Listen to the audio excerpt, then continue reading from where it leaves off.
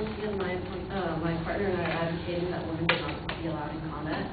And one of the first things that my opponent brought up were advantages, such as women, and they brought up women farming, or providing more resources, forming as pilots, specialists, and engineers.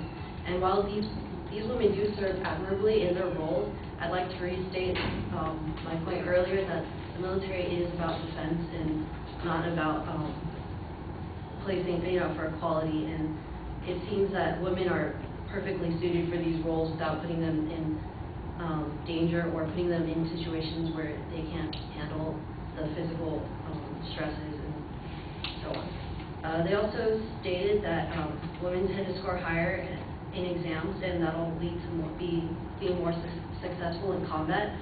While it is true that you do need a degree of intelligence to perform well in combat situations, however, this is slightly irrelevant since you do need a certain physical standard.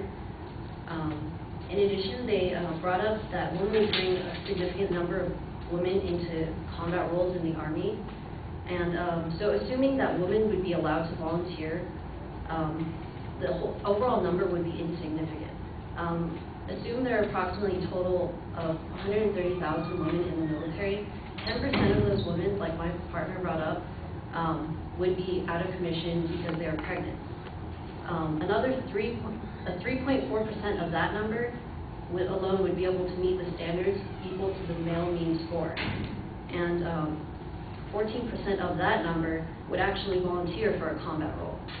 And that last 14% is assuming that all 14% who say they will volunteer for a combat role would actually meet the standards and aren't pregnant. My opponents also brought up that women are barred from positions.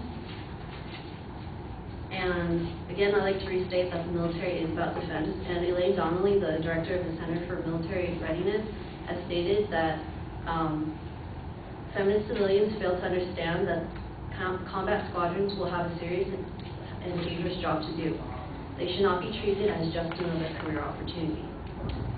They also brought up cultural ramifications and bringing up that women in the Army would serve as a role model for girls.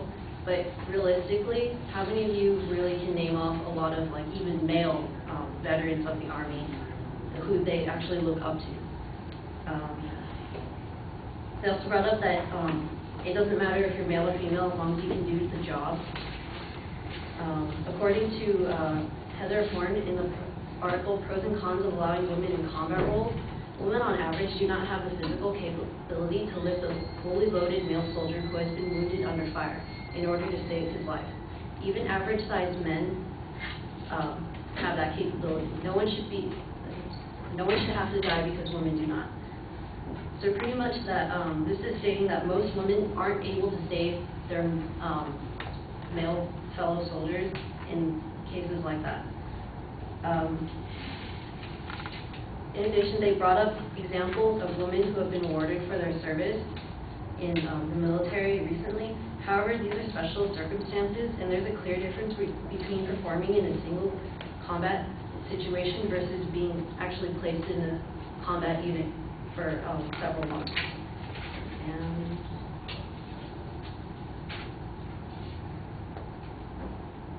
And according to the Center for Military Readiness in the article Women in Land Combat, age makes a huge difference, and a 20 to 30-year-old woman has the same aerobic capacity as a 50-year-old man.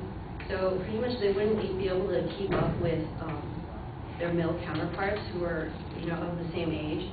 And women begin losing bone mass at an earlier age than men and are more susceptible to orthopedic injuries.